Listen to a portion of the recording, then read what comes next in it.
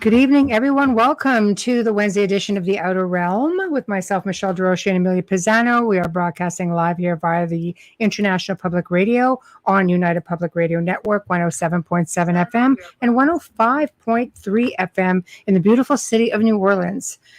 So tonight, another treat. We welcome back Marilynn Hughes to the show. She was so much fun the last time. We're going to be discussing near-death experience, out-of-body experience, astral projection, as well as catching us up on her new books and films and events that she's got going on.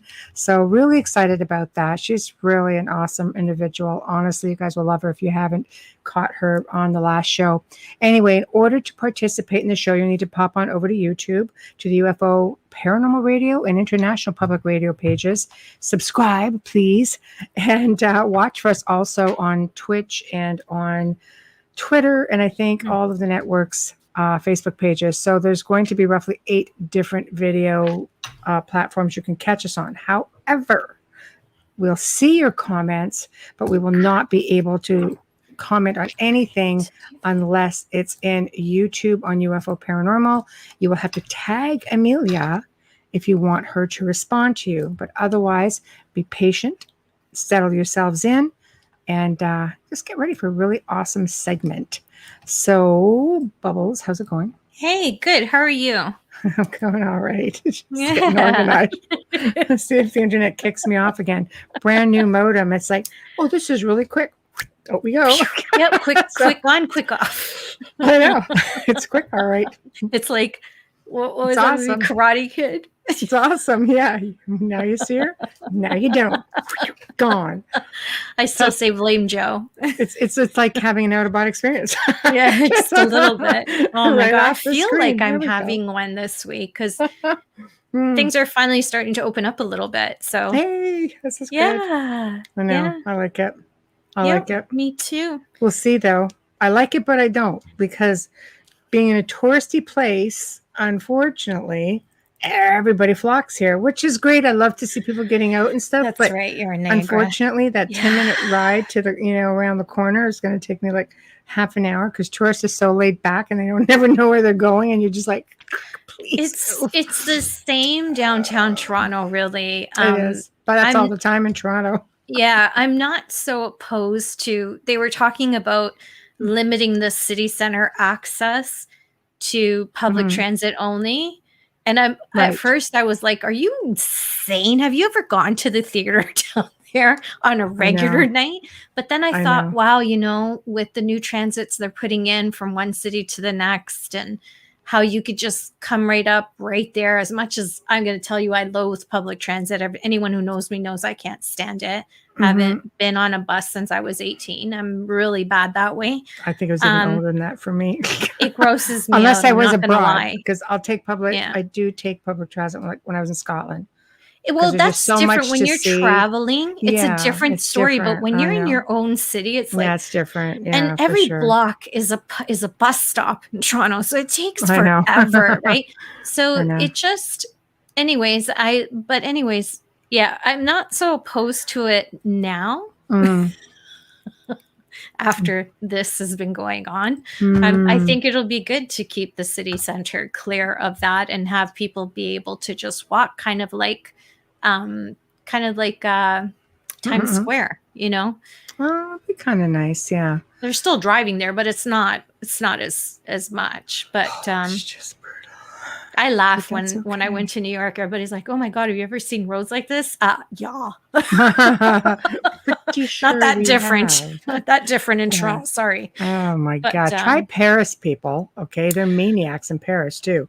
And they have gas. They have gas bars like almost on the sidewalk. And you're just trotting along in the tourist section. All of a sudden, a car comes, almost takes you off the sidewalk, gets in there, just like. That can happen to you in Canada with any Tim Hortons coffee coming up, because people I've been cut off by many people who just noticed a coffee shop and just almost cut me off. You notice that Starbucks people are a little bit calmer, just saying. We know where we're going. We know it's going to be a wait when we're in there, so it's a little different. So there we go. 2 free plugs. Yeah. Oh, shit. Yeah. It's Canada Day tomorrow. Okay. It's Canada Day. We're going to cut you a break. Anyway, we're going to bring on Marilynn Hughes. I'm really excited to have her Yes. back. You're going to read the bio for those who I'm missed it going the to first read time. a Part brief of the one bio because because it's like huge. yes, which just means she's just even more amazing. Marilynn Hughes actually, if you don't know this about her, founded the Out-of-Body Travel Foundation in 2003, and the mission reduced spiritual and physical hunger worldwide. Marilynn has also written 101 books. I'm sure it's plus that now. 40 magazines and 18 CDs on out-of-body travel and comparative religious mysticism. These books, along with accompanying music and art, are all available for free download. And Marilynn has experienced, research, written, and taught about OBE, or out-of-body travel, actually, and mysticism since 1987. I have a crack in my screen, and has appeared in innumerable radio and television programs to discuss her thousands of out-of-body experiences. And she explains it in such an amazing way.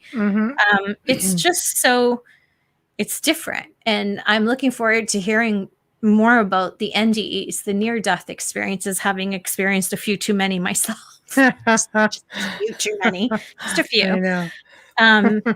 But yeah, I'm looking forward to seeing her again. I just loved her. Just loved her. Well, whenever Joe is ready to bring her out of the green room, we'll welcome. Hope she's got There she snacks. is. Hi, how are Hi. you? Did How they give are you you? snacks in that green room?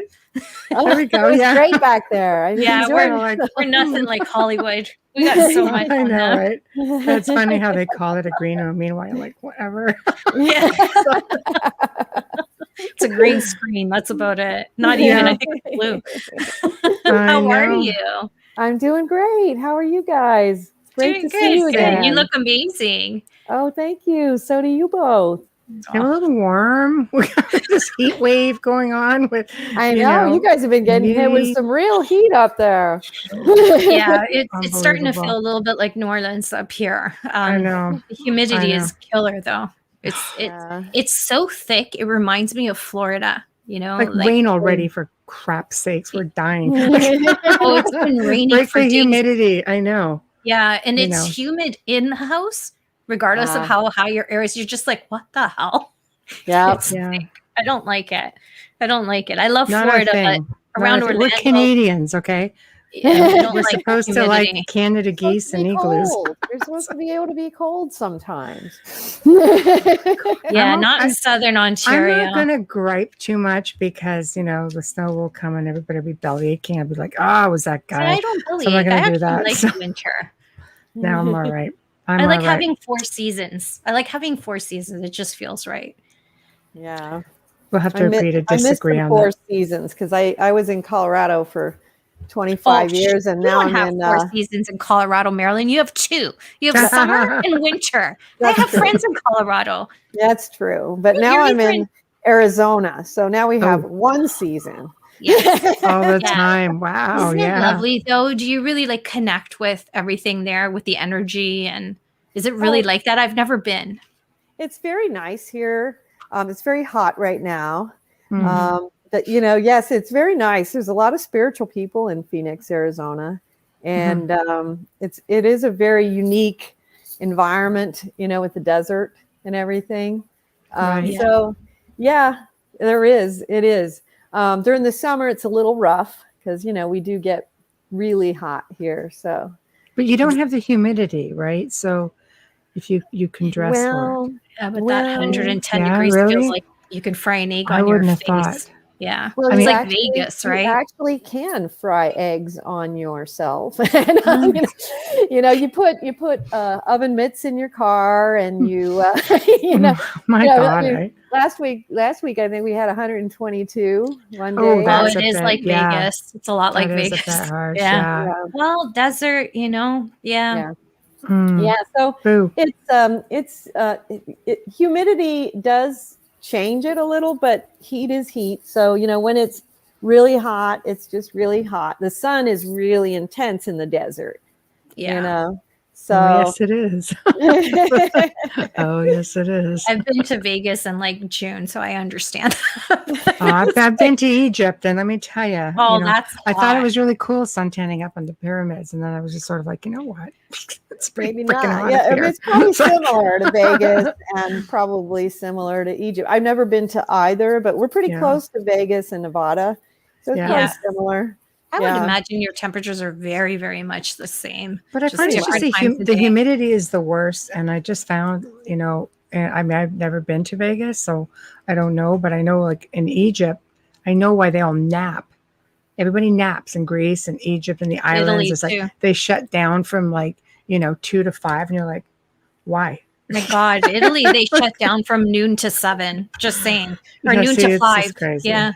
It's Yeah. very Is hot. it because the heat It's takes it out of dry. them? Yeah. It's too Okay. hot. It's dry. The villages are antique. They're ancient. So you don't Yeah. have air conditioning and everything, right? That's There's the true. air conditioning with a store and then the I know, 'cause electricity I live in Italy. one of those houses. Yeah, she lives in one of those houses. I don't. I have air That's on and a fan and humidity. Let me tell That's you, true. you don't know what it took me to get my hair this straight today. Okay, that's all I'm saying. It doesn't seem to matter. This house has walls that are 3 feet thick, and you would think that it would just, it Yeah, you would does think like keep a it cellar, cool but to a degree, but yeah, we're gonna go hang on the cellar. Really? The ghosts say. but I'm saying it's Move like a over. cellar when the walls are that thick. That's what I meant. It's like a cellar. Sure. Yeah, Pump I'm out not of the saying way. cellar's not a bad place to hang out at if there's wine. Just saying, you know. This is true. Maybe I I'm just need to Italian. take a different approach. That's what Have it you is. seen an Italian cantina? Have you seen what's in an Italian cantina? I Oh my like God, it. there's food. Oh my There's gosh. food and wine next to the laundry detergent. Seriously, like it's crazy. That could work. That could That work. could work. So tell us what you have been up to, because it's been a few months. So catch us up. Oh, well, Where do you want to start? It's all fun and exciting. Yeah, we've, a couple of books we've released, a couple of new books, The Lord of the Redemption, Nice. Hermetic Archtronics, The Saviors, and the Tachyon Teachings in Wow. Out-of-Body Travel. Wow. And also we released, I will grab this one, a sequel to Dialogues with the Mystic, Dialogues with the Mystic 2. So that was Nice. also released. And That's a big book. Yeah, we released a few films. So we released a 2-part documentary called At the Feet of the Masters, as well as How to Have an Out-of-Body Experience, and also The Stairway from Earth to Heaven. So we've been busy, and we have quite a few little projects in the can. So Wow. coming soon, the Tao of Mysticism documentary, as well as the Rites of Passage coming soon. And, that sounds like it would be fun. Oh yeah, The Rites of Passage. That's oh yes. Can you yeah. give us a little bit on it? Oh yeah. So we released a film called Initiations into the Mysteries back in December, and this will be the sequel to that. And the Rites of Passage goes into a lot of the things that I wrote about in a book called The Fragrance of the Mystical Rose, which are the deeper mysteries of, the ascent of the soul to the celestial garden of God. And so this Celestial garden, no less. I like that. Oh yes, and the enclosed celestial garden of God, the enclosed place where the heart pitter patters to find their beloved, And so this is going to be a really good film. And in fact, we're planning as well. There will be 2 parts to that one as well. And the producer Brian Malum from Mysteries Productions will also be doing part 2 to Initiations into the Mysteries will be coming out as well. So quite a bit in the works, as well as what we've also just got out. We also have put out some in-depth courses that are now available on Udemy. So we have these subjects, and others are covered in, deep, in-depth modules that you can, if you want to go even deeper into the classroom format. on these Wow. subjects. So, Well, you have yeah. been busy. Yeah. Wow. That's exciting. I think people are curious. Can you explain the difference, just for anybody who didn't catch the show? Maybe you could sort of back us up as to Sure. how your journey began with this, and maybe explain the differences between an out-of-body experience and an NDE. Oh, Because one, I sure. think you can train to do, and the other one's sort of like Just Yeah. takes you off guard. being an unwilling participant. Sure. Shall we I'll say? explain that first and then I'll go back. Yeah. So, Okay. out of body travel there's this great similarity between the two. Near death experiences occur when people are close to death. And so, or sometimes when people are dead, you know what I mean? So, when people are actually clinically dead. And some people will have near death experiences when they're close to death, or out of body experiences when they're close to death. But people have experienced out of body travel from time immemorial when they're not close to death. And so this is what we find in the great tradition of the mystics in all world religions throughout time and throughout history and throughout the ages and throughout every culture in the world, of the ability to actually have experiences that are not exactly the same as a near-death experience, but there's a great bunch of similarities, So there are differences because of the nature of the moment. So when someone is at the moment of death, there are certain defining moments because someone is at the moment of death. They may be crossing over. They are often discerning whether they're going to stay or go. And so it is a different kind of moment. So you'll see in the annals of near-death literature, there's a great deal of similarity in those experiences. Dr. Raymond Moody did a lot of work to quantify and show all the different things that we see in those experiences. But we find that when people actually discipline and cultivate and train themselves to experience out-of-body travel, they will go through many of these things in out-of-body experiences as well, maybe not all in one experience, maybe in a series of experiences, but there are many other aspects that they will also go through, because you enter into what I call the purification journey as well, which is very much akin to the reason why we're here. Why we incarnate here on earth is this purification of the soul. And so when we recognize and enter into this thrust, where we recognize that we have to undergo purification of our karmic elements, of our virtues and vices, of the things that we understand, the things we misunderstand, misperceive, those things that we do understand, the things that we understand only imperfectly. Then we begin this acceleration that completely transforms and alters our journey here, and can literally it can change it can change the nature of where we're going and how fast we're going to get there, by literally by eons and by because what you're doing is, it's like if you have a child and they don't understand that they have to go to kindergarten, and then they have to go through school, and they have to go and sometime get through 12th grade, and they have to graduate from high school. They don't know that. So they never enter into kindergarten, let's say.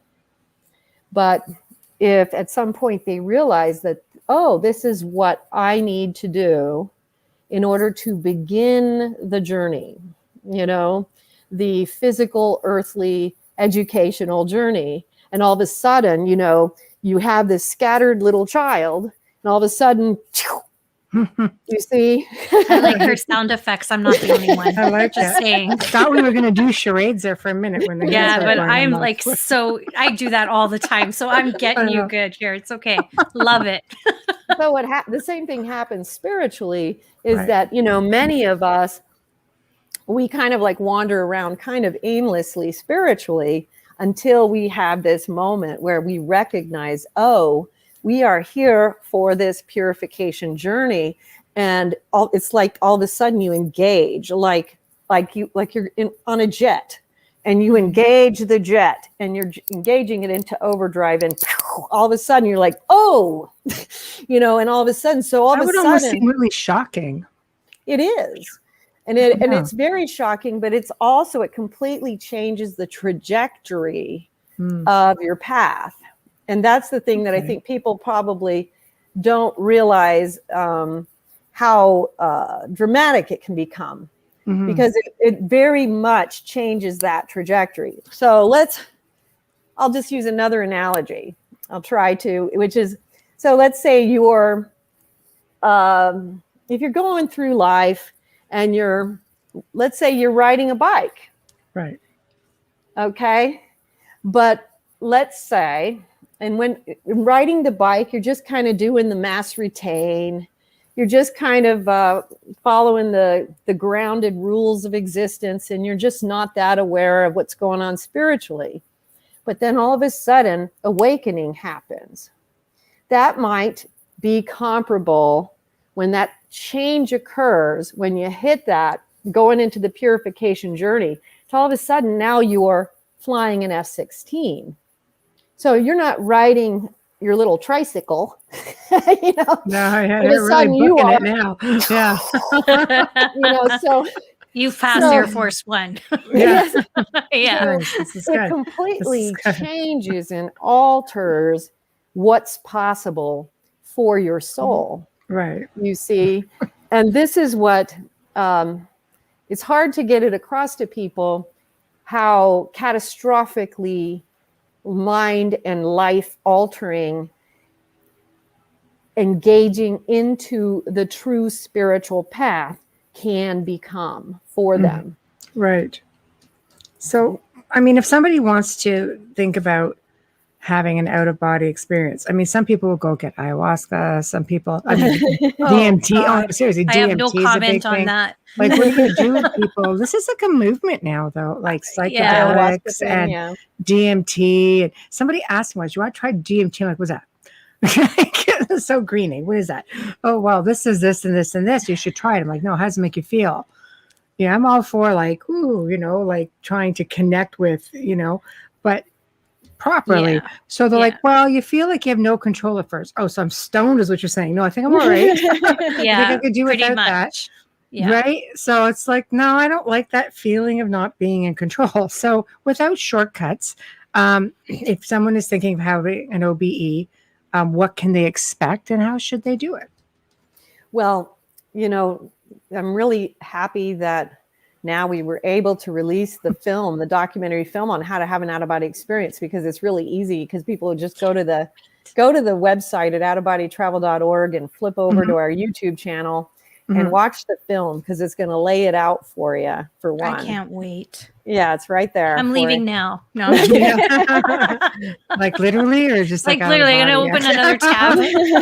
God. I'm excited. The thing about this is, and I have several books as well that you can use alongside that film: Come to Wisdom's Door, The Mysteries of the Redemption, and Astral Projection Made Easy. But the thing about this is that there is a way to do this very naturally. And it's always better to cultivate the path naturally. And the reason why is because it's a natural gift. It's not this is not something that we are actually ironically learning to do. And let me explain that, okay? Because a lot of people think, how do I learn how to do this? And it's like, well, let me give you a new perspective on this, because everyone does this already. Okay, now we're all going to panic. Okay. No reason to panic. No reason to panic. So what we all forget is that at night when we're sleeping, the angels are working on our souls at night. This type of activity is already in play. We're just not consciously aware of it.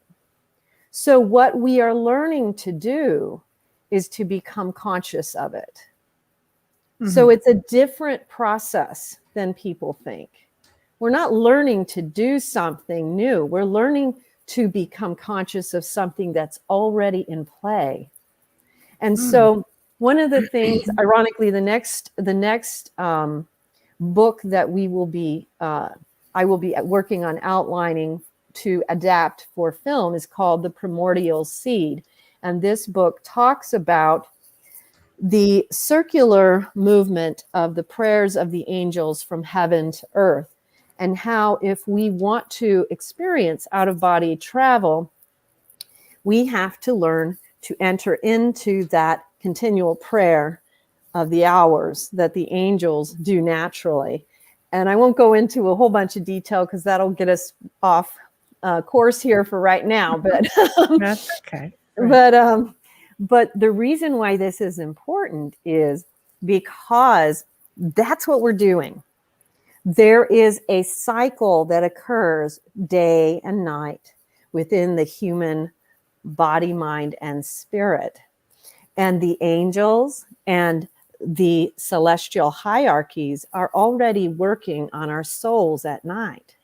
So what we are learning to do is to quiet ourselves and to become much more aware of our consciousness and to become able to receive.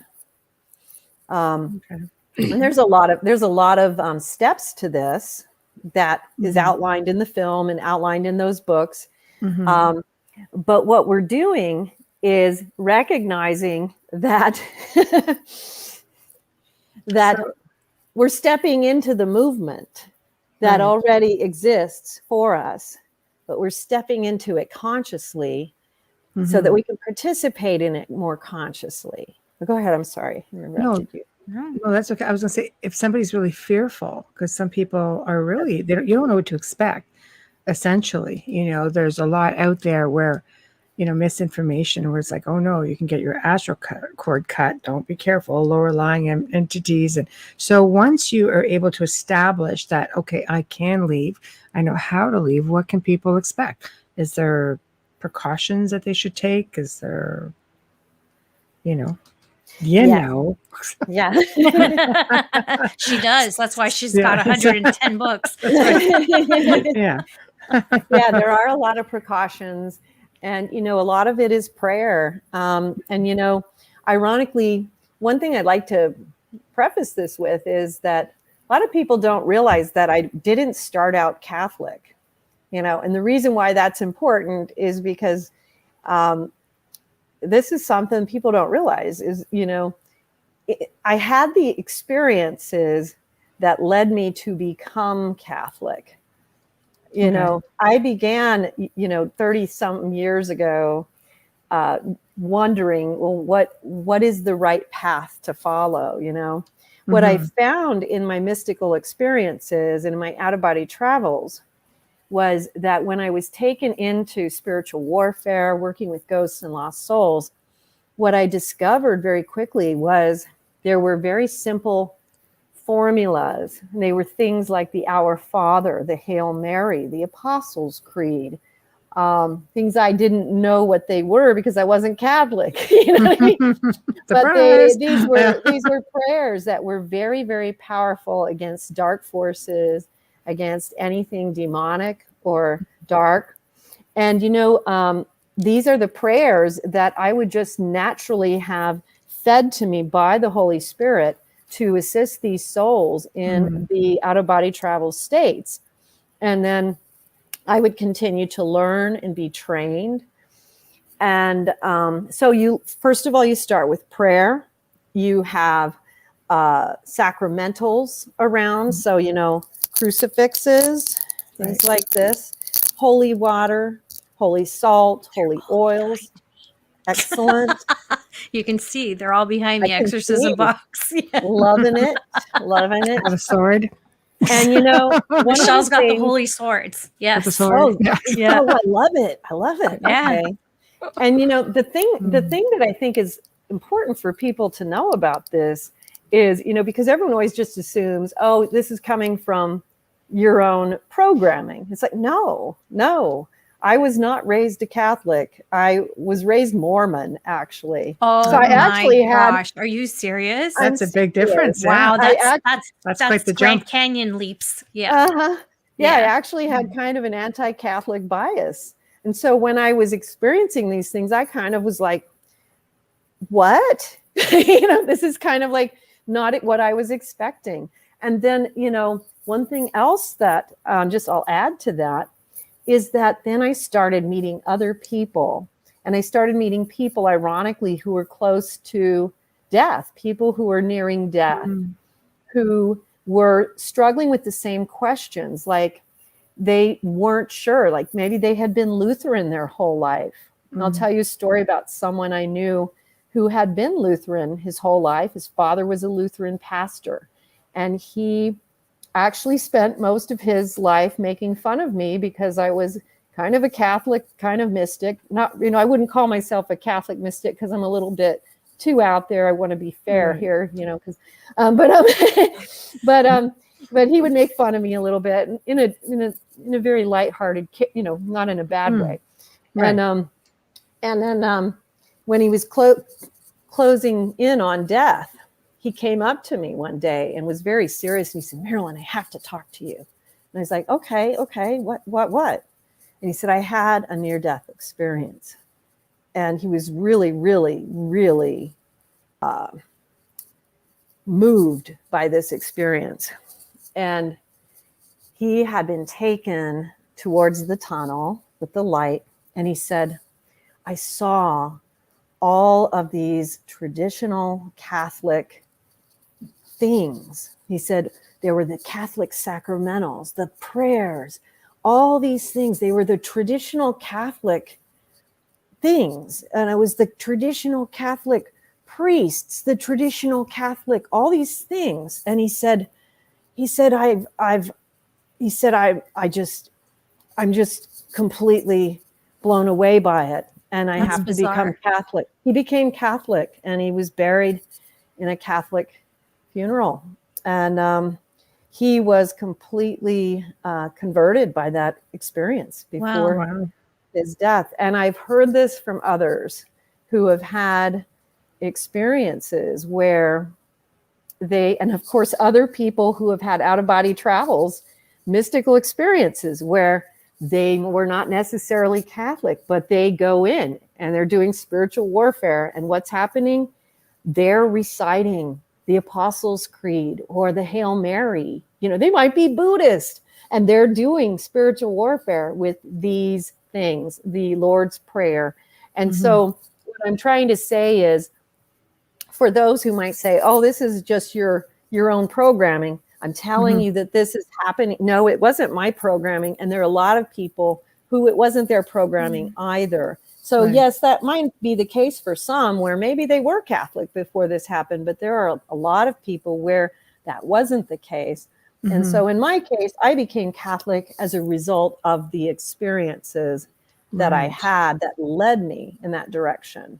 And so that's an important understanding of the order of how things occurred rather than, That's very interesting because you don't usually hear that, you know, and we always say prayer is power of words and intention. Right. Exactly. Yeah, it's interesting that you said that because I was raised Roman Catholic and I've had NDEs and my experiences have been completely different than anyone's I hear. Yeah, mine are really different. It's funny how the first time you're just like so in awe. The second time it's like, okay, this is looking familiar. The third time you're like, okay, when is it going to stop?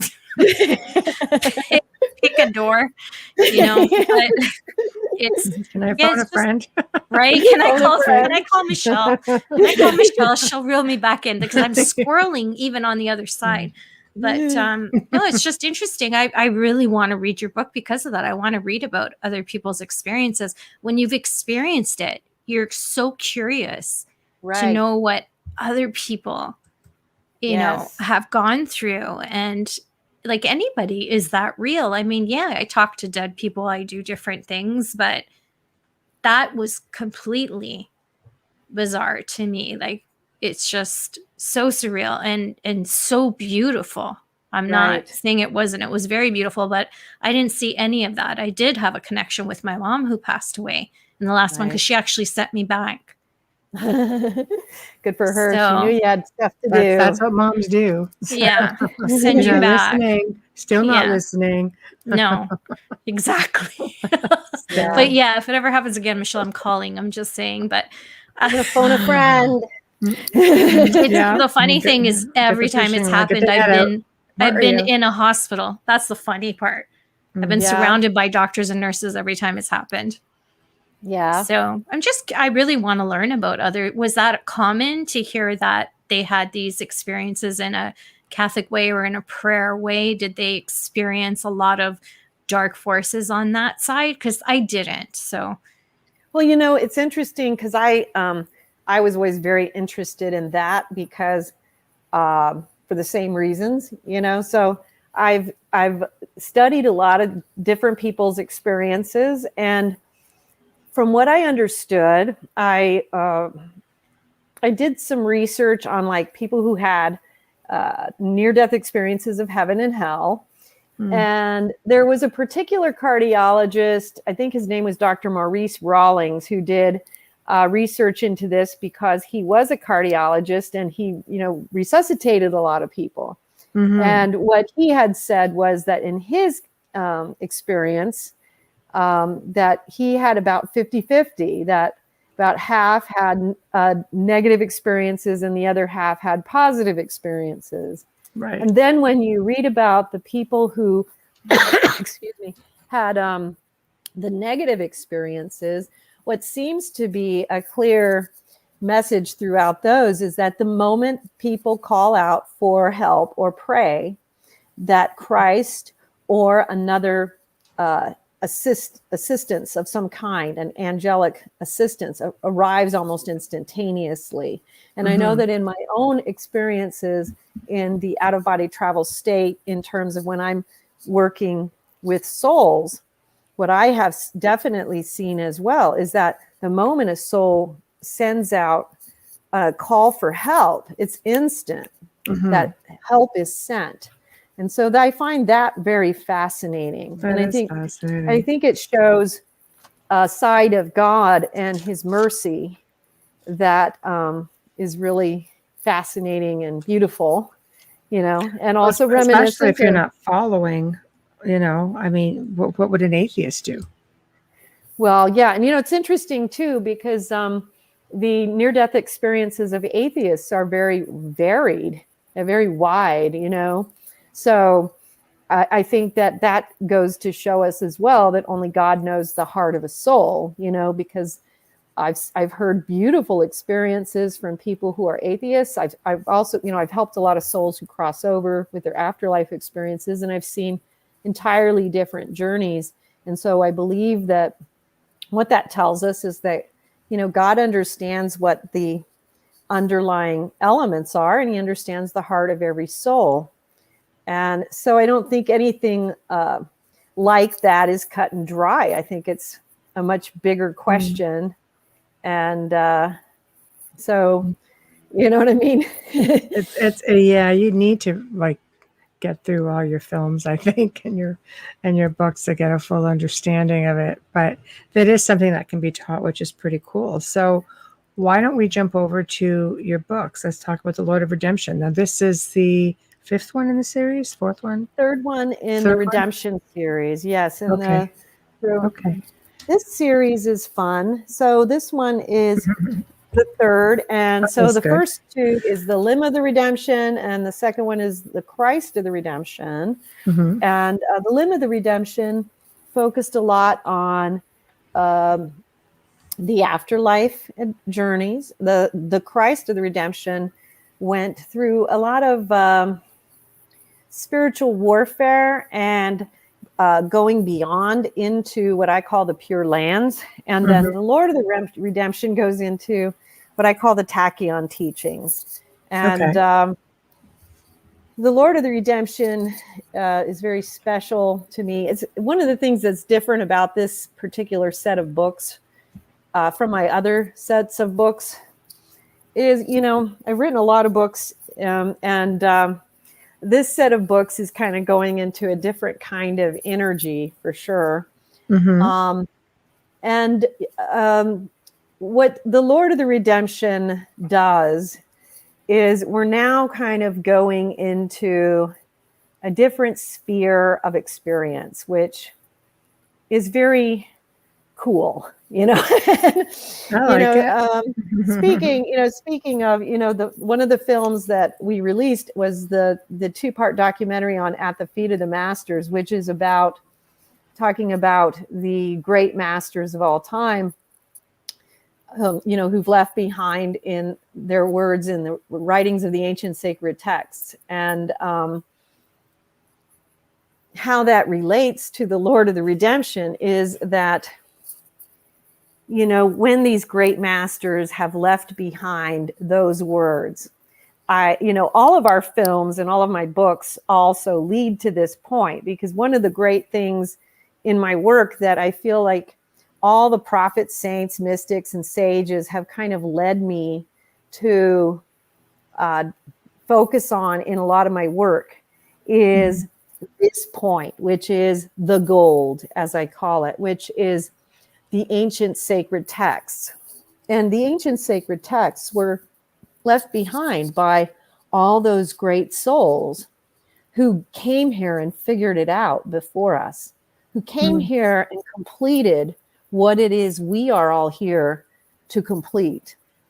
And so these are the souls who came here, left behind in these extant, sometimes forgotten texts, the final words that they left behind before they were going to ascend this realm and go to the next level. And what is that next level, right? What is the next level? I'm hoping you know. in the Lord of the Redemption, we find out. There we go. So you do know. All right. Perfect. So this is where we finally get to go to that place where the great masters go when they leave this world, having transcended all the work that we are supposed to complete in order to graduate this realm. That purification journey, that purification, discrimination, and discipline pathway that we are here to complete. And that is the tachyon field. And I have to pause because it is a place of great holiness and silence that I just have to pause for.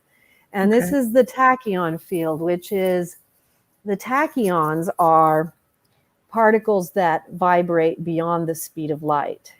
But the tachyon field is this beautiful world of pure adoration of God.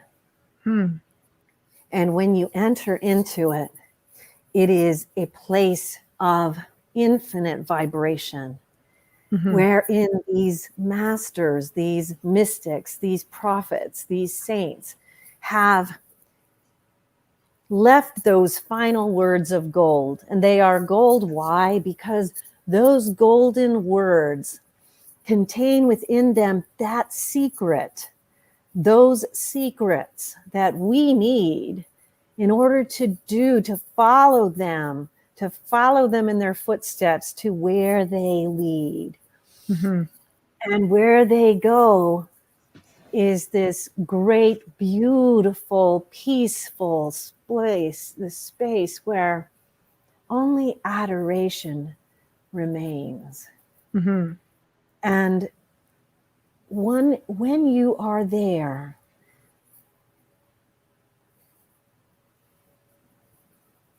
there just aren't any words for it. Right. And once you've been there, you never want to leave, and you never want to you never want to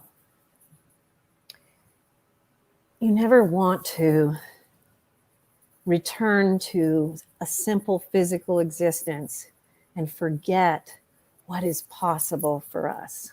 Mm-hmm. So it's almost like just shedding your skin and going back to pure energy. It is, and it is that and much more, because Right. we are It's like moving purity. into these places. Yes, it is, and we're moving into these places where we are going to lose the ability to explain them in words, because they are pure vibration. And Mm-hmm. Yeah. It's difficult. You're very passionate about it. I can tell that. It's just, it moves you. oh yes, and yes, it's just I have goosebumps. Yeah. No, well, I think it's terrific. So this is basically what you are trying to teach. So what's involved in teaching something like this? Because it seems like it's hard to even muster up the words to even describe this place. So how would you teach about this? Like, this sounds like it's something old, sacred, taboo in some circles even. well, I wouldn't call it taboo, but I would definitely say it's definitely something old, something, and one of the things about out-of-body travel is I try to tell people we're never teaching anything. We're not teaching anything new. It's been around from the beginning of time, but we're trying to help people to recapture something that's been lost. And, another one of the things that you're going to find in the Lord of the Redemption is the path to get there. Right. And you're going to find it in the ancient sacred texts, because there is this hidden little pathway that the Lord takes me through these monasteries in the stars, where he shows me these secret little texts that show me the secrets of salvation as shown through some extant texts, and how many of these things have been lost and forgotten, but they're not gone. They've just been forgotten. It's so sad when you think about it, because the ancients were very much in touch with themselves and being able to, to do this. It's almost like it's a lost art. Well, one of the things that we have done in our modern society that I'm really trying to re-tap back into now, because I'm working on the 4th book in the series. And this one is, believe it or not, the aliens of the redemption. Oh, I like it. And ironically, I've had the really cool honor of meeting Nefertiti, who has taken me back into ancient Egypt and shown me some of the lost texts from her time, which she tells me that there were things that were lost to our history. And so she's showing me some really neat things that were very, very holy that have been lost. And so we're working on this one. But what we have lost here in our modern world is that we are so all, connected to electronics and devices and things like this.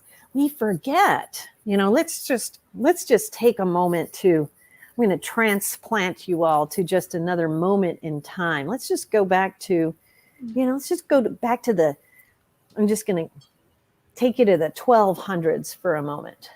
I like the 1200s. Let's pretend.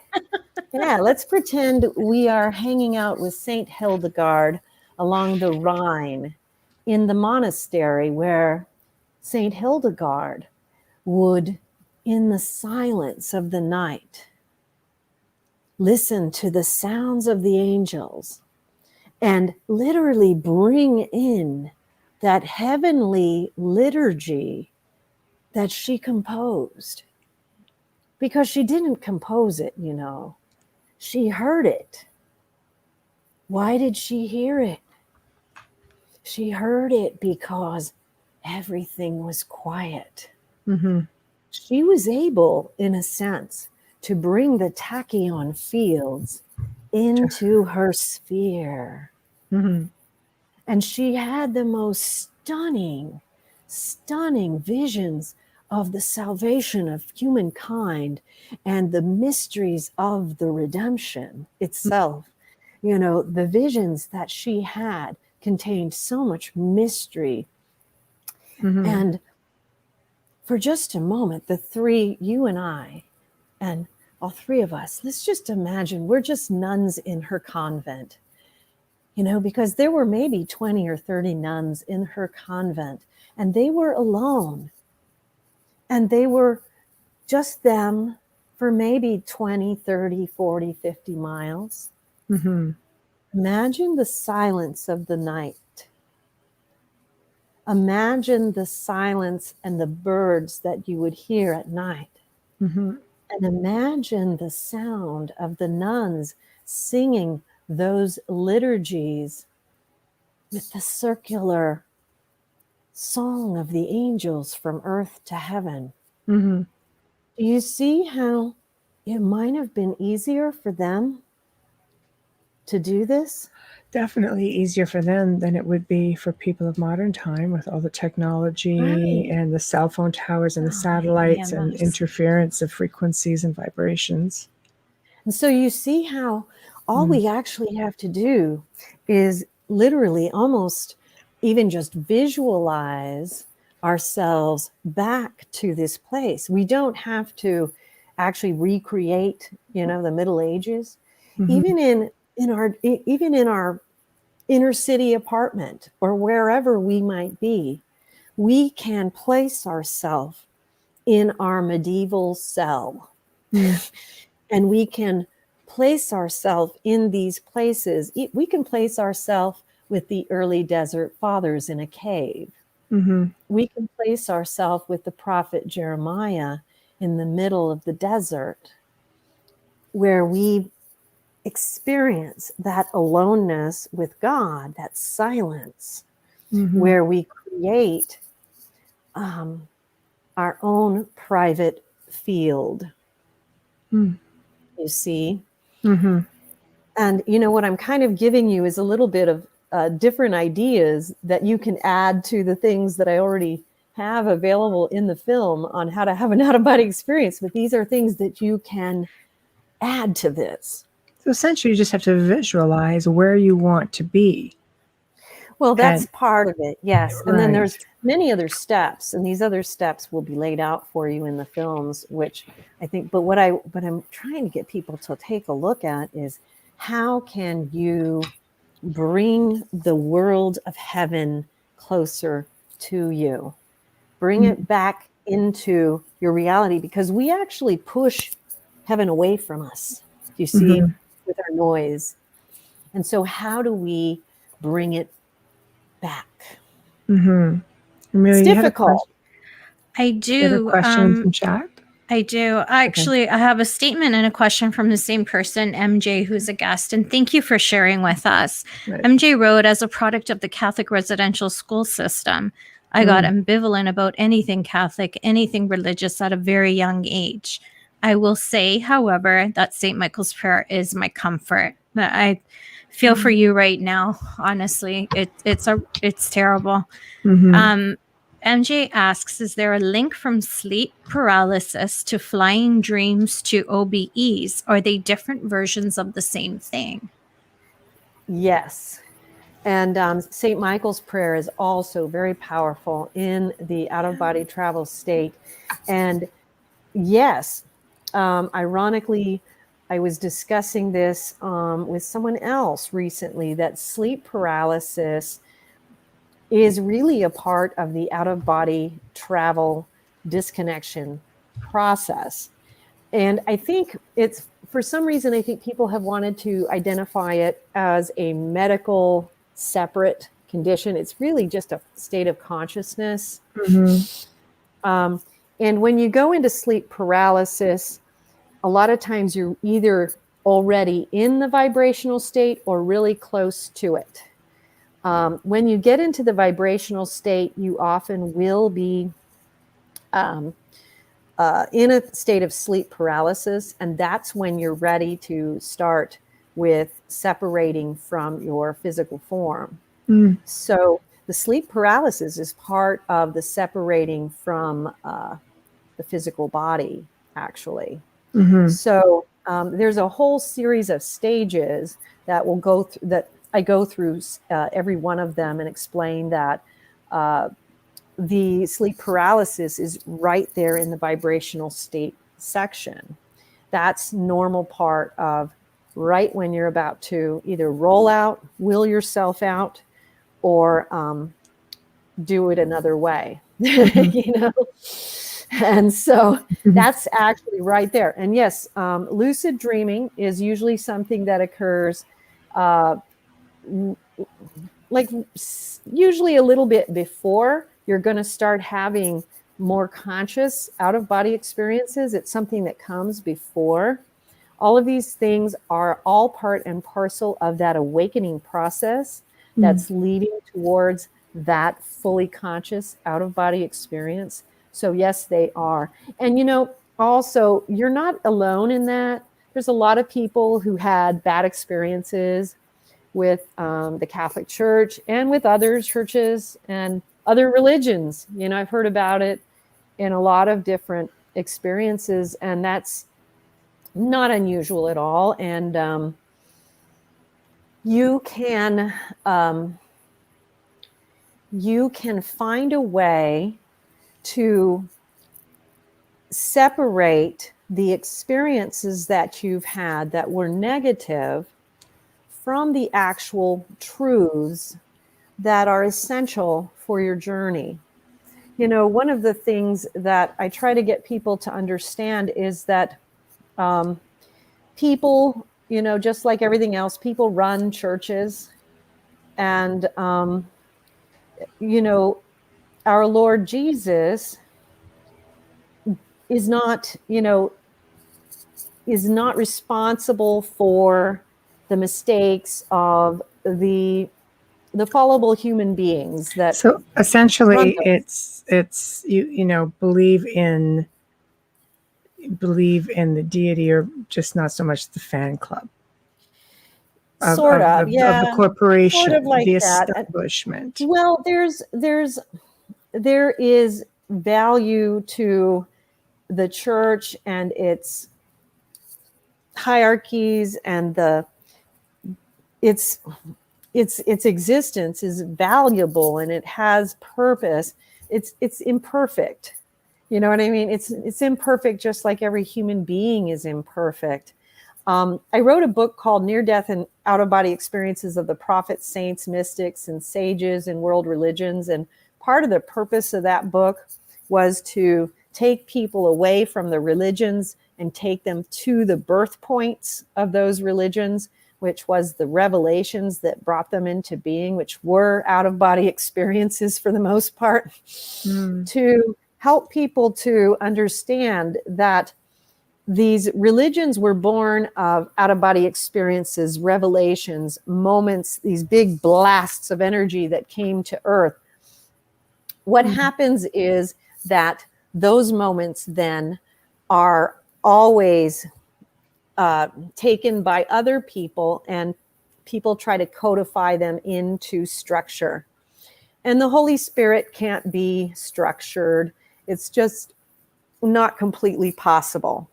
But there is purpose to these other things, you know, like theology and things like this. There's purpose to it. They do get out of hand. You know what I mean? They do. So people have had, you know, people have shared with me experiences they've had that are really bad. And obviously we all know historical things, and people have shared things that have happened to them that are inexcusable. So, and I've heard people tell me things that, stories that have happened to them where I don't see how they would ever be able to get past that, and that they would need to follow a different path in order, because it was too traumatic what happened to them. Right. You know what I mean? But go ahead. No. I was just going to say, not that I'm defending the church or anything. It's just I've worked with a lot of missing children cases, and I've worked child sexual assault and all different horrific crimes on children. And I always say, and I'm not defending the church, because we have it in our school system, we have it in our coaches, we have it in our teachers of dance, of soccer, of whatever. Pedophiles and child molesters will find a way to get closer to the victim. It doesn't make them a teacher. It's like a wolf in sheep's clothing. They find a way in. Not necessarily our there are some bad priests out there, but not most of the time. It's pedophilia and child molesters that are going in with the cloth because they can hide behind it, where then becomes the issue with the Vatican and why aren't they standing behind it? That's a whole other show. But I always say that. I just, wanted to make it clear, because then you have to look at the actual numbers versus how many thousands and thousands of priests are very holy priests. And then, and we also it's not see, in Boston. Yeah, which is not in Boston. In Boston, you can email me, but we've all seen the film on Spotlight, and that was horrific. Yeah, it was. But there's good and bad in everything, right? Evil finds its way everywhere. Right. Can I just read MJ's comment again? I can get past, because it pertains to your answer. I can get past the demonic part of the sleep paralysis and make myself calmer now. But now I will try to let myself truly go. Thank you. Oh, okay. Well, let me just clarify. So what he's saying is, sleep paralysis in and of itself is a normal part of the separating process. There is a separate type of sleep paralysis that does have demonic causes. So if he's experiencing something that has demonic ties to it, that is very different. And so that would be a whole different ball game there. And so the fact that he believes that it is demonic, I'm going to give him the benefit of the doubt that it probably is, because most people can tell that. There are demonic oppressions that occur, and people can usually tell very quickly because they know. It's very intuitive. You know what's happening. I've experienced it. Yeah. Me too. Yes. Yeah. And many people have. So that's a very different thing. Now, if you're experiencing something like that, you're going to want to handle that very differently. And, definitely send me an email at Marilynn, MARILYNN, Hughes, HUGHES, at outofbodytravel.org. And we can try to take this apart a little bit more in depth so we can try to help you out more. But what you're going to want to be doing is looking more at the spiritual warfare aspect of it then. Because if you're just dealing with the normal sleep paralysis that comes with separating from the body, that's very different than a demonic oppression. Now, there is a book that I have in the Mystic Knowledge series. It's called Spiritual Warfare, Angels and Demons. And you can download that. Like, all my books are available for download for free. If you go to outofbodytravel.org and go to Out of Body Books, go to the Mystic Knowledge series and download that book. And there's also one called Ghosts and Lost Souls. Both of those books will help a lot in identifying what type of oppression you might be dealing with. And that's a good place for us to start. But I would really like you to email me so that we can try to identify it.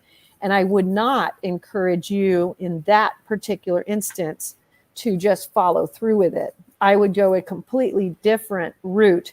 And I would also, when you are experiencing this, I would have you recite the Our Father prayer.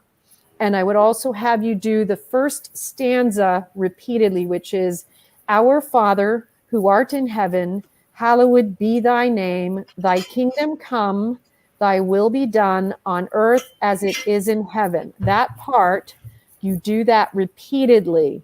That is one of the most powerful parts of the prayer. It is an exorcism prayer in the out-of-body travel state. Also, repeat over and over again, Christ crucified. Christ crucified. These are things that actually cause the skin of demons to burn.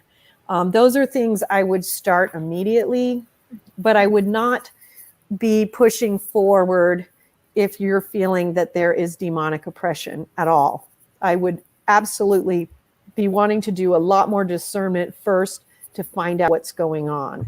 Well, MJ says, not anymore. I have learned and prayed, and it's not a bad thing anymore. Thank you. I pray smudge and have learned over time. Just said thank you again. Well, thank you for sharing that with us. Yeah, that's very helpful. And I'm sure all of those things will help others who are listening as well. Exactly. So thank you for sharing those details. Very helpful. Yeah. Well, excellent. So then let's get back to the book, because you have a whole bunch of things you want to say about that. So you made mention that you had parallels within salvation history of ancient sacred texts throughout the world. Yes. Stage is yours. Well, one of the things that when we talked about the ancient sacred texts that I was shown and taken through, and it's kind of one of those things where I think it'll be more powerful if you read through and go through the texts themselves. But what I discovered and was shown was that there were other texts that were not just from Catholicism and not just from Christianity, but went to ancient Buddhism and ancient Hinduism that showed that there were these parallel paths of salvation in Christ that I hadn't known about. And they were very extant and very unknown, but by most. Maybe some others have heard of these. Let me see if I marked this.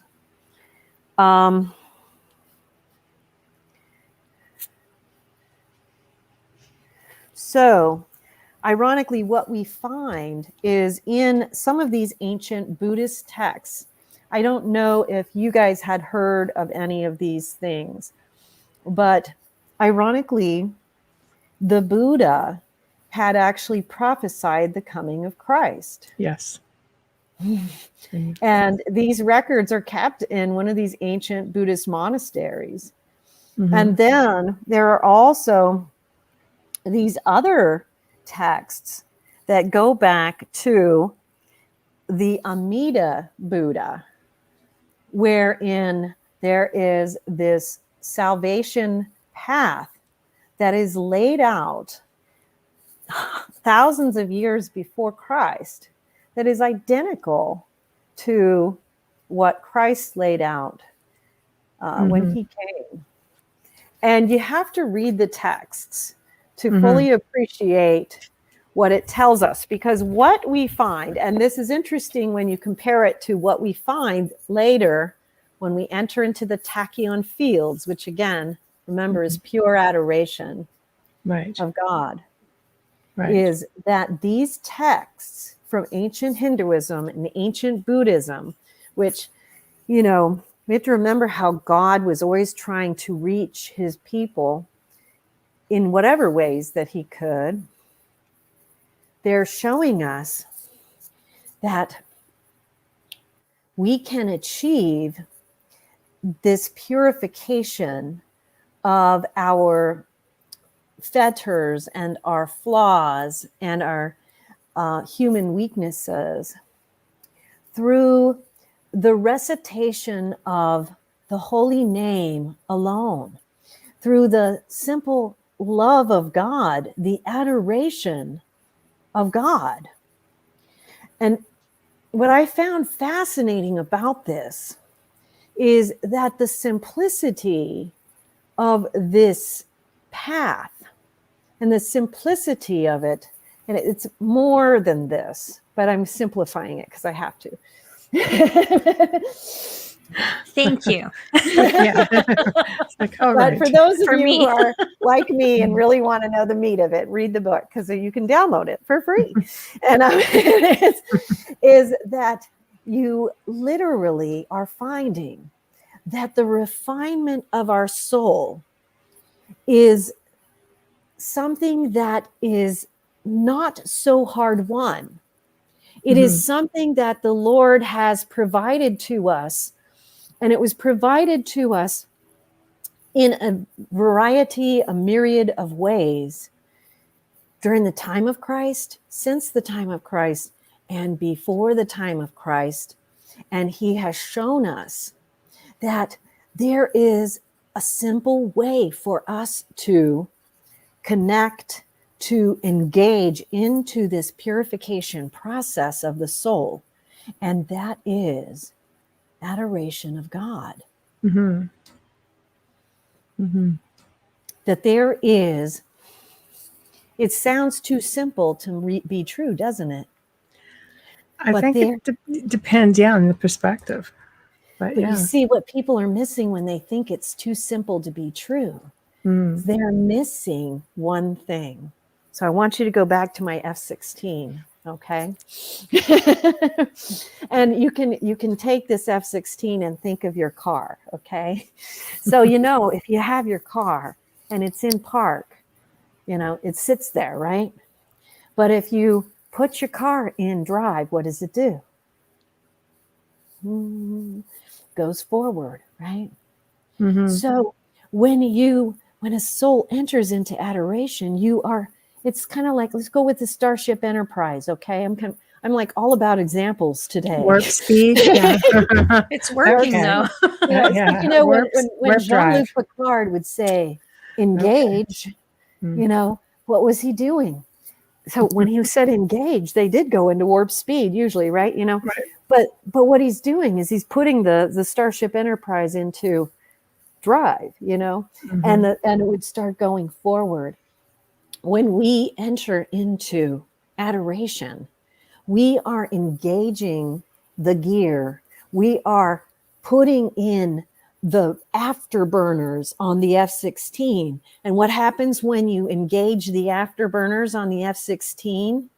You hear a lot of noise, and that thing goes. That's what happens in our soul, right? When we enter into a sincere and pure state of adoration. And we don't realize how fruitful and how meaningful and how accelerative that can be.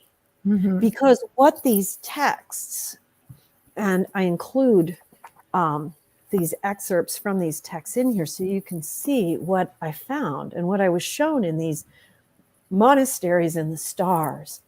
And I had these beautiful experiences where I was taken and I met with these Buddhist monks who have long deceased, who now reside over these ancient texts in these monasteries, in these stars. It's so cool. And they're letting me look at these texts, the originals that are kept, undefiled in the heavens, And what we find is that there is a path. There is a path that engages our soul into a state of purification through pure devotion. The irony is, in Hinduism, it's called no problem. Sorry. It's a pure devotional service is what it's called in Hinduism. In Catholicism, it's called adoration. And how many of us in Catholicism, are told how important it is to go to adoration? We don't realize how important it might really be. In Buddhism, the path is pure devotional service. But it's this recitation of the holy name. So why would that be so important, that we would see it being announced by these prophets, saints, mystics, and sages. I was going to ask you that. Why are they so important? Why? Well, let's ask this question, because these are being recorded. Let's ask this, and let's really analyze this, because we're seeing these being recorded in texts in countries where there's no chance that these people would have had contact with one another. These are eons apart in different parts of the world. You know what I mean? So we see that this is something that has been revealed through out-of-body experience, through deep mystical experience, to all of these mystics. And so there's something to it, right? Yeah. So why is it so important? It's because there is, remember how, what does it say in the book of Revelation? Oh, you'll have to enlighten me on that. In the beginning was the Word, and the Word was God. And so the recitation of the holy name, the beginning was the Word, and the Word was God. The recitation of the holy name has vibration and frequency. And that vibration and frequency, done with proper adoration and devotion, in and of itself, brings down this process of purification upon us. It's creating the circumstances for this to happen in an accelerated fashion. Do you see? Right. Okay. So let's try to word this properly. To be able to achieve this, I would think you would pretty much have to be at complete peace with yourself. And I think it'd probably be advantageous to have a really strong core belief system. I would say the opposite. Really? And let me tell you why. Because you're talking about like beyond this level of where everybody can reach. It's almost like, taking some jet fuel and just keeping yourself up a little higher. Right? So, okay. I would say it's the opposite, and this is why. Because to me, what it to me is like, it's telling us that God is providing us with this simplified way of accelerating the purification path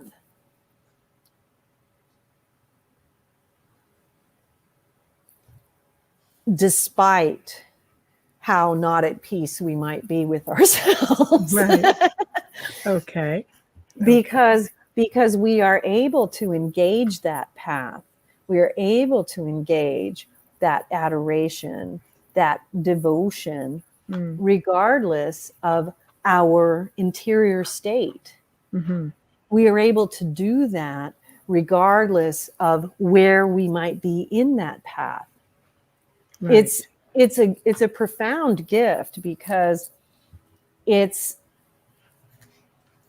like, instead of asking us to take this path like the long road, it's saying, here, you just start here and you just enter into the vibration, and I'm going to give you the accelerated version. I'm going to move you from here to here, instead of you having to go step, step, step, step, step, step, step, step, step.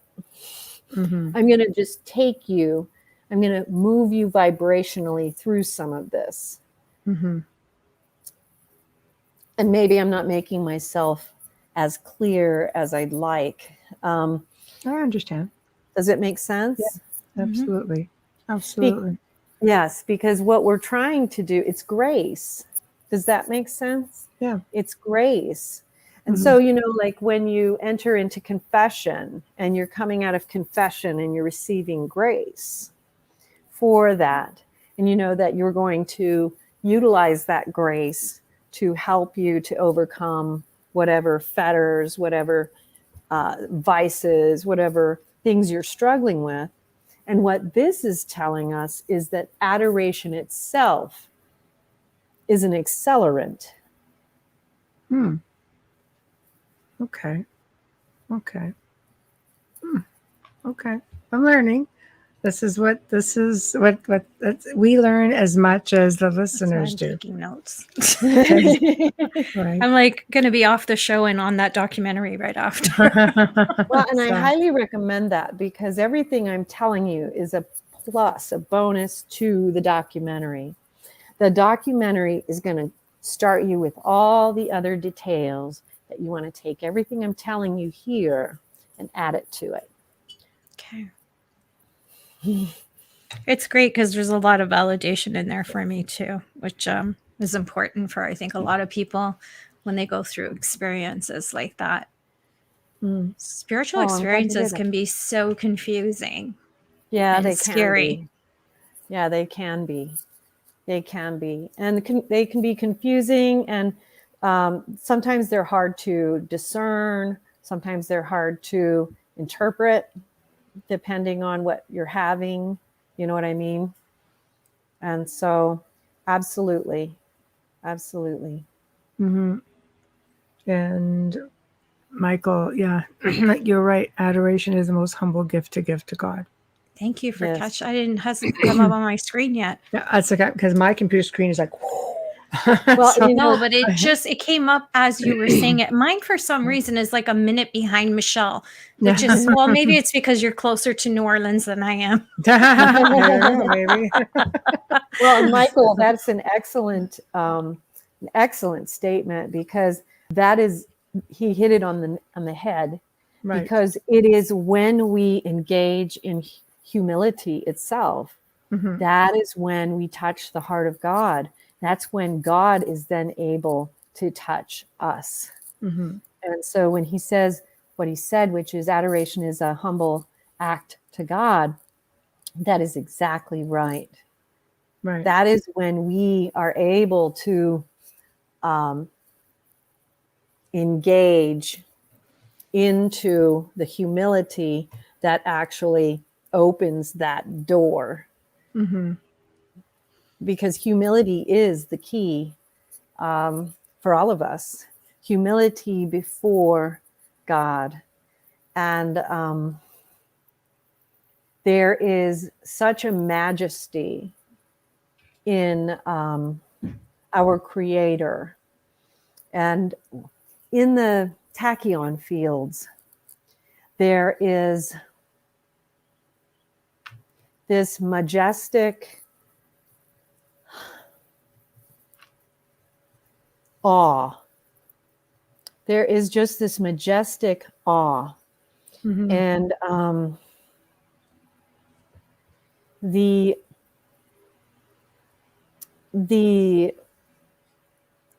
honor and the level achieved by those masters is something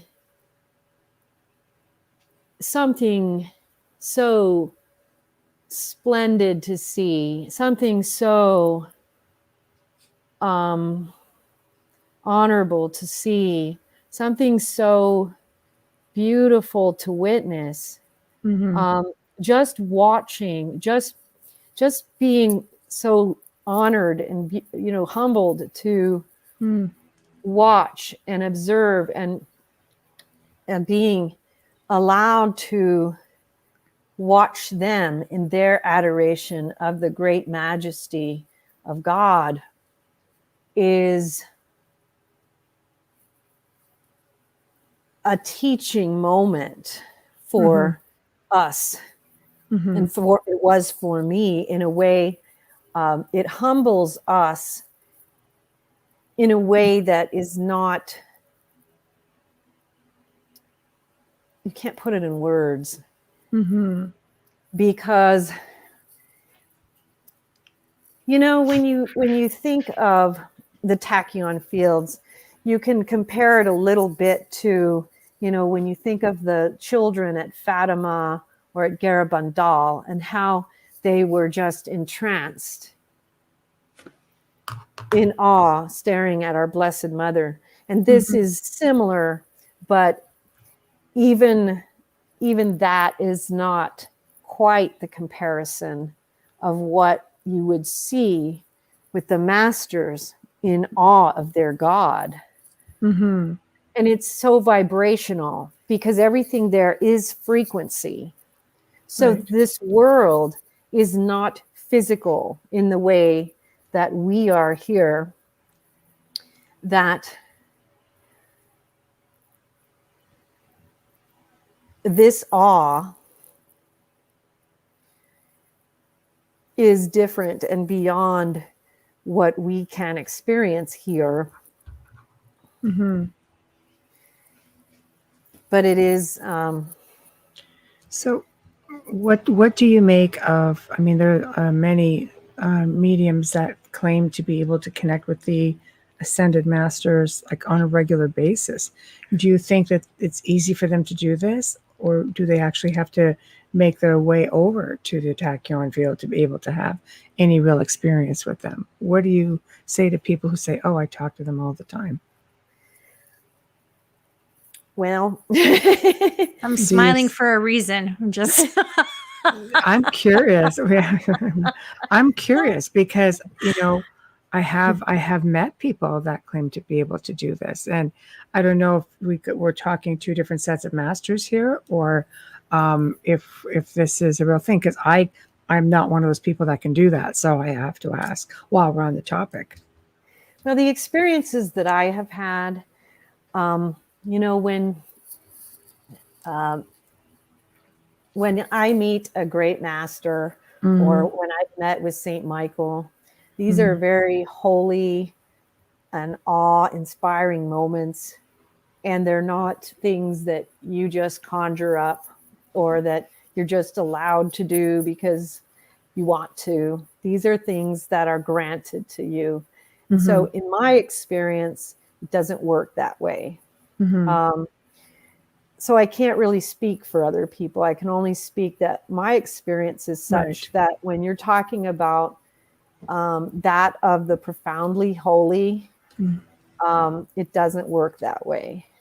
And so I would never, and I have talked to people who say those things, and it just doesn't feel authentic to me. I know that in my experience, when I am taken to see someone of such a stature, there is a certain protocol to it. And there is a great deal of, you know, it's not like a casual thing. It's very, very, and there's usually a very specific purpose to it as well. And of course, like I said, I can't speak for other people's experience because we all have different purposes and so, different abilities. Yeah, absolutely. Yeah, Absolutely. but generally, from what you know, there are different hierarchies, different ways, and you know, there are boundaries between the worlds that are kept in play for a reason. And so there would be, it wouldn't be quite that simple, is what I would say. Right. Okay. Yeah. Okay.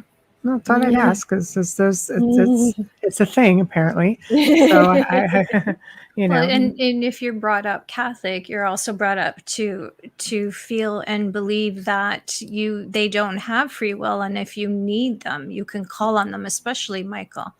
So that's a tough one. I know it's hard to understand, and then there's people who work with them as well. But I feel that those people were chosen by them. That's just my opinion. They're chosen by the arcs. Absolutely prayed to them and all that and stuff like that, and they are absolutely there. And yes, there are many mysteries that none of us can explain in terms of many different kinds of gifts. but I think it is important for all of us to be discerning about that and to understand that these types of contacts are not given just haphazardly. So be discerning about it. You know what I mean? Mm-hmm. There are boundaries to the different realms, and there are, it's not just, and part of the reason for that too is that there are these vibrational differences between us and these different spheres. And what you'll experience is that when you try to enter into a sphere that is higher than your own vibrational capacity, you feel like you're being crushed because you can't go where you're not compatible.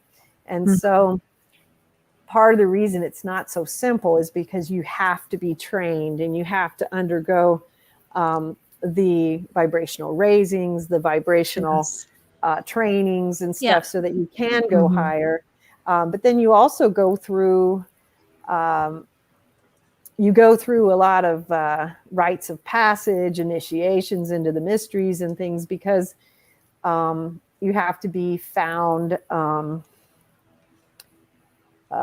you're tried, you're tested, you know what I mean? In a lot of different ways. It's not overnight the way we think, but you can call on them for help in my belief. But sorry. No, sorry, you go ahead and finish. No, I was just going to say the whole communication thing, I totally believe is a higher frequency. I agree with you in the training in the years. And you know, I have a deep connection with Archangel Michael and Padre Pio for me. And I always have for years, like my whole life, you know. And a lot of the Padre Pio is because of my mom's beliefs. It's not because of being Catholic. It's because he was actually, you know, he actually lived in her lifetime and died in her lifetime. So I heard all the stories, and my brother-in-law is from the town that, you know, Padre Pio was born and raised, and later where you can view him, believe it or not, in the church in San Giovanni di Rotondo. But I'm like just in awe of his, everything about him, you know. Well, and one of the things about Padre Pio too is that when he accepted one soul, he accepted their whole family. So if he was attached to any member of your family, he accepted your whole family. And I feel that way about Padre Pio too. I love him. Me too. I can't turn my laptop around. I have a huge photo of him actually. I have a question. Sorry, we're having a moment. Yeah, that's okay. So I understand that we have to, I guess, sort of evolve to the point where we can go up to all these levels and you're tested. But is that not based on your soul in this lifetime, as you're being reminded on how to go through this process, this progression? Some souls are very old and they probably can do this with their eyes closed. I think we're limited by the physical more than anything. So what about those old souls? Like, do they just get tested with every lifetime, in your opinion? Or do they just get there and say, get out of my way, I know what I'm doing? It's like, up you go. Like, says, how would that work? Well, what we're like being in soul school. You know, can you imagine? I know. Well, the age of the soul doesn't necessarily, I mean, we can be old souls, but still, you know, I mean, a lot of us have been around a long time, but we just have a lot of karmic issues that we just keep recycling with. So that would hinder you then from. Yeah, you can be around a long time and just still be doing the same thing over and over again. Narcissist. Sorry. Purge that garbage then to be able to. Yeah, basically, you know, again. I mean, there's a real simple way to quantify if you're incarnate on the earth. This is a mortal realm, which means you came in because you have karmic purification to undergo, which means we're all here for the same reason. So, yes. So it's real simple. We're here. So that means we have karmic purification to undergo.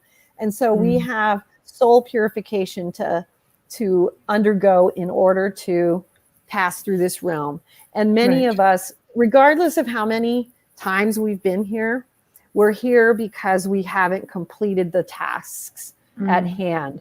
And that can have to do with vices. It can have to do with soul issues. It can have to do with other relationship issues that we have with other souls. It can have to do with issues that we have with things that God wishes us to complete or accomplish in a lifetime on earth. It can have to do with groupings of souls that we need to accomplish something with. It can have to do with service that we need to achieve. It can have to do with things that we agree to help other souls do, things like this. But it's all real simple. It comes down to purification. Right. So we incarnate here. It means that we need to undergo soul purification. It comes down to the vices and the virtues. And we have to start the process of examining the vices within ourselves and then comparing those to the virtues and start the rooting out. And for those who want to start the process, you know, the first book I recommend is The Mysteries of the Redemption, a treatise on out-of-body travel and mysticism. And it gets people going and understanding, how do you start this journey? How do you begin it and get it going and really get into the journey heavy duty? Because, you know, we can all get real caught up in, well, where am I on this? It's like, well, it's real simple. If you're incarnate here, this is what you're here to do.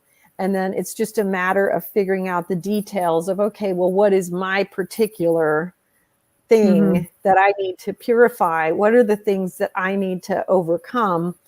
And then, you know, then we take a look at, okay, so we have these ancient sacred texts, and these are written by those souls that came and overcame and did finish. And these are the ones that show us the great jewels, the great gold that tells us, well, what are the secrets that are going to help us to finish here and get past this realm, this mortal realm, so that we can move on to the next path, the next step in our evolutionary path.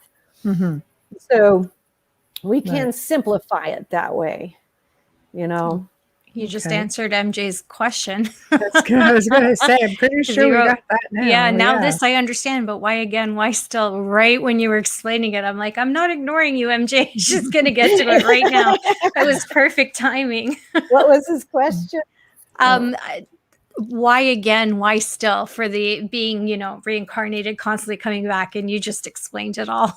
Well, and you know, there's another thing I would recommend for those who are interested in understanding that, which is there was this amazing mystic. He lived from I think it was 1910 to 2002. His name was Francisco Candido Javier.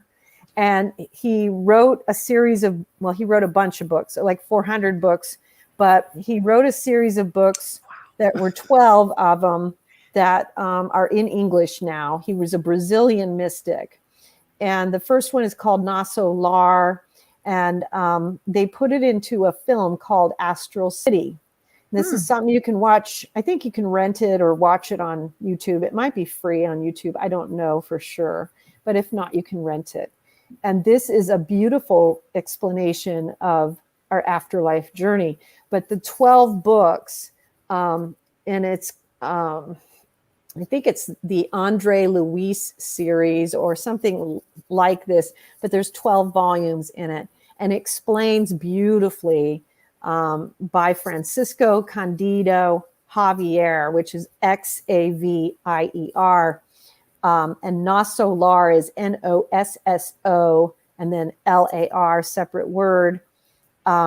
If you're interested in understanding, you know, the reincarnation concepts and how and why we go back and forth, this is an excellent series of books explaining why we reincarnate, what we're doing, and what we need to do and why, and all these different little configurations. He did a brilliant job of doing that. He was a very unique mystic, very unique work in that I don't think I've seen any other mystic cover this subject so well. And so I would recommend that to people as well. But a lot of people really find the mysteries of the redemption is what really helps them pivot and get, right on that purification path to get started.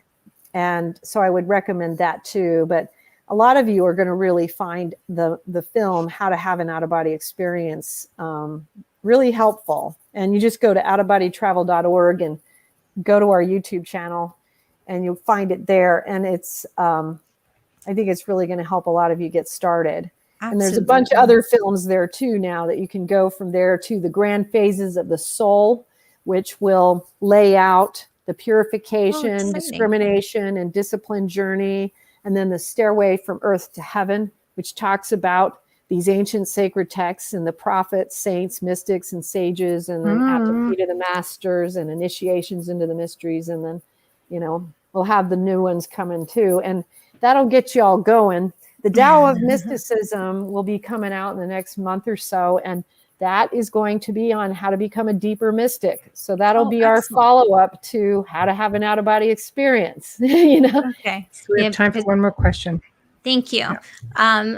Michael asked, he came in a little bit late. When you have an outer body experience, is there other beings prevalent? I didn't want to ignore it. Yeah. Sure. Yes, there are. And not every single time. And, generally in your first experiences, there may or may not be. It just depends. Sometimes you might have a spiritual guide or an angelic being around, and sometimes you may be alone in the first, few experiences. But generally, as you progress, there will be many beings around, and you'll have a lot of spiritual teachers, you'll have angelic guardians, and you will find it will be very populated. And you'll find a lot about that in the Mysteries of the Redemption, what you can expect to find, which is a lot. Sounds like it. Yes. Yes. Wow. There is a lot too that you can expect for sure.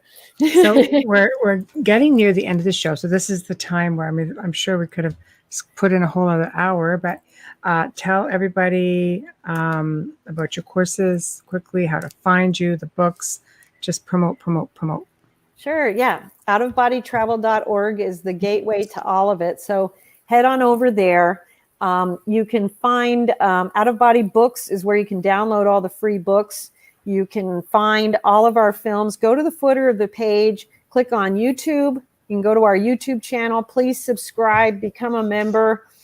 We also have the Udemy link is there, so you can find all our courses there. So click on that, which is our courses. And what else do we have there? We have lots of fun little things there. Lots of things in the footer of the page for everything you're looking for. So we have the courses, the films, the books, out-of-body books. We have lots of art and music, which will be out-of-body music and art. You can contact me. My email's in the footer. If you have questions about anything, Marilynn Hughes at outofbodytravel.org. I answer everything. Anybody, you got a question, email me. Also, ends. Yep, and we have a Q&A on the YouTube channel as well. So we have lots of questions and answers. People love that. We do live streams as well, so you can get in on that. And if you have questions, definitely send them to me because I'll put them up on our live Q&A on the channel. And we'll do live answers. So lots of fun things there. And love to hear from everyone because the more we hear from each other and the more we get to know each other, the more fun things we come up with to help each other. Absolutely. Well said. So it's fantastic to get, it's always great to meet and greet and get to know one another. There's always fruits that come from that, and I love it. So I absolutely agree. Yeah. I absolutely agree, and it's just what keeps the world in a nice positive frequency, people. Yes, yeah. Raise that vibration. That's right, positive vibes. Get up there a little bit faster. So, but thank you again for joining us. It's just always so informative. I just love to just hear you explain everything because it's just at a point where you don't even really have to ask a question because I think you covered it all. Well, and I love talking to you too. I love being Thank on with you. you guys. So thanks for having me again. Thank you. Oh, it's a Thank you pleasure. for being here and sharing with Yeah, us. it was our pleasure. So thank you. I have to sign off before I get my butt whooped. Not in a pleasant way either, I have a feeling. So, so thank you again, and we'll be in touch. And let me know when the alien book is done. Oh, I will. Aliens I of will Redemption, 'cause definitely. that might be a little bit of a different twist. It probably So, will be. I think we're going in a different direction. It'll be fun. I know. I like it. I like it. Anything that the listeners could basically say, "Wow, I never thought about that." So we aim to please. So thank you very much. Thank you. And we will be in touch, and you let me know when that's ready, and we'll do this Okay. again. Awesome. All right.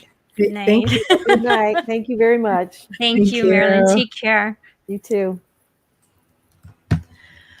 Okay, guys, thank you. We've come to the end of another awesome segment. Thank you to everybody who tuned in. Special guest Marilynn Hughes, producer Joe Montaldo.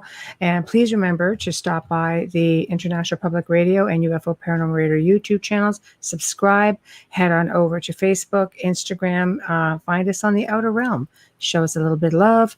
If you need to get a hold of us, please, the Outer Realm Contact at gmail.com. The Outer Realm Contact at gmail.com.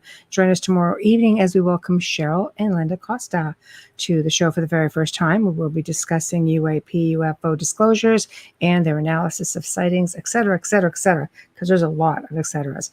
So you will not want to miss that show. These ladies just pretty much are versed in everything on the topic. So have a wonderful evening. We'll see you tomorrow night.